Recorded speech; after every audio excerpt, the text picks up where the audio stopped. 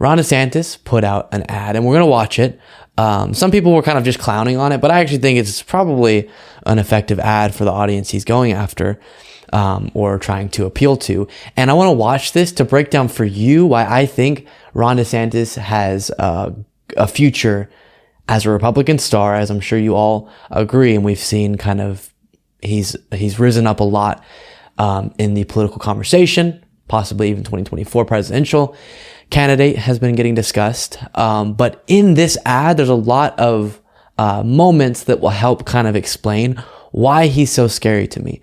He doesn't say particularly crazy, wild things in this. Not at all. It's more just making him kind of look cool and flashy.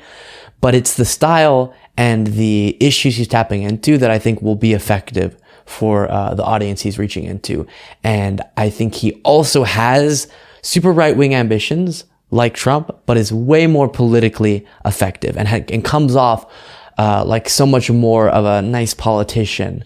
Whereas Trump has the bad right-wing views, but turns off a lot of people because of his kind of communication style and how radical he comes off. Ron DeSantis has those bad right-wing ambitions. And I'm not talking about general conservative stuff. I'm talking about really far right stuff that I believe he would try to enact, but comes off as a more typical politician and is a little smoother in some of these situations, which is scary. So let's take a look at his ad and we will discuss.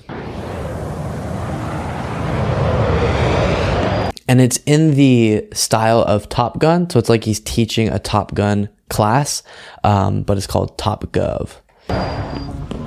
Good morning, ladies and gentlemen. This is your governor speaking. Today's training evolution, dogfighting, taking on the corporate media. The rules of engagement are as follows. Number 1, don't fire unless fired upon, but when they fire, you fire back with overwhelming force.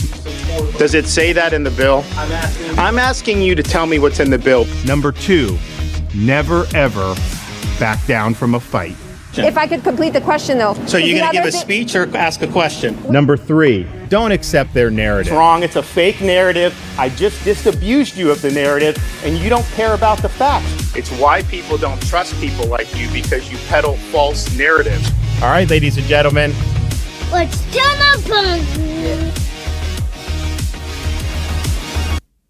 Okay, so that end shot for our podcast listeners is him with his son, holding his son.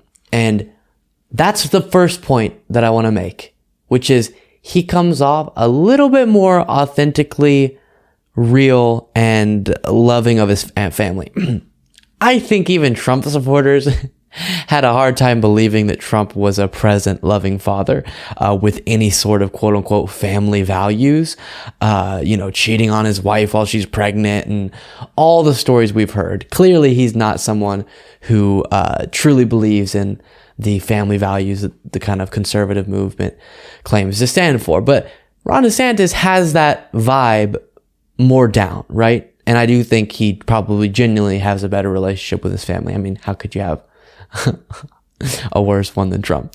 That's not true. I'm sure he has fine relationships with Ivanka, but some of the other ones, not so much. So that's the first thing. The second thing is he really does come off more professional, which the more moderate Republicans like. They loved, when you talk to more moderate Republicans, Mike Pence. That's why he got picked as Trump's VP.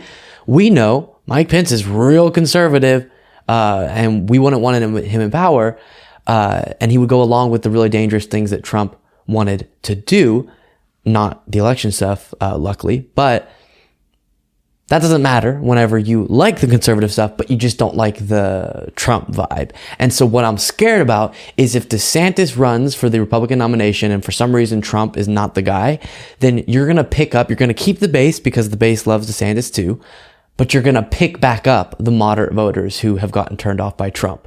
And I do think the investigations into Trump, the January 6th select committee, as well as already the underlying a little bit of distaste within more moderate people, has damaged him and turned off a lot of moderate Republicans who would go behind DeSantis. And that's scary because that could be a political movement that would work once again, because that's what got Trump into the White House. You had all these moderate Republicans who were like, nah, whatever, who went on board with this new brand of republicanism from Trump, and Trump turned out a lot of voters who hadn't previously voted before.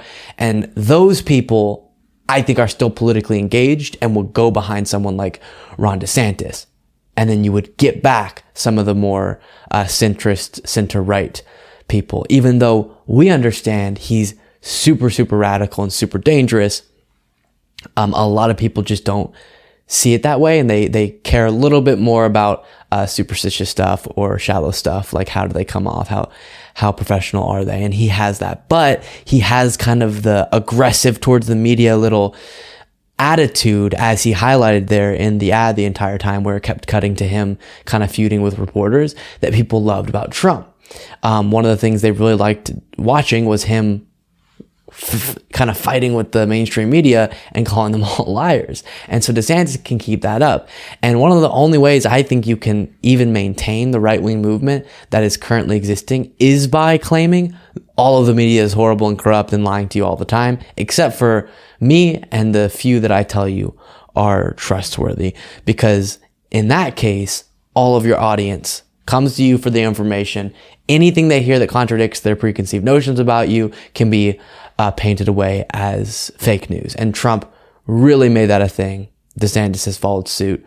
And so it's scary. I do think our best option is that Trump and DeSantis run and kind of tear each other apart. That's our best option, because if Trump runs, I do think he'll get defeated by the Democrat, which would be great to see, but you would be risking, and if he gets the nomination, you would be risking him getting in the White House again, and that would be terrible. If DeSantis runs by himself and Trump's whatever, indicted, decides not to run, then I think DeSantis can make a coalition that would defeat a Democrat, which would be horrible. So the best option is they both run and kind of split the party, and then once one of them gets the nomination, there's enough bad blood there where the base has been split in two and it's kind of picked a side and doesn't turn out in the numbers that are necessary. So a scary time. And I think Ron DeSantis definitely has a continual future in the Republican Party, even if it's not 2024. And he's someone we have to keep our eye on, because that little aesthetic is something I do think is going to be appealing to Republican voters. And unfortunately will trick a lot of people who we had cheered on being disillusioned with Trump, right? Yay, they finally realized Trump was bad. But I think they would go back to him, which would not be good. Would not be good at all.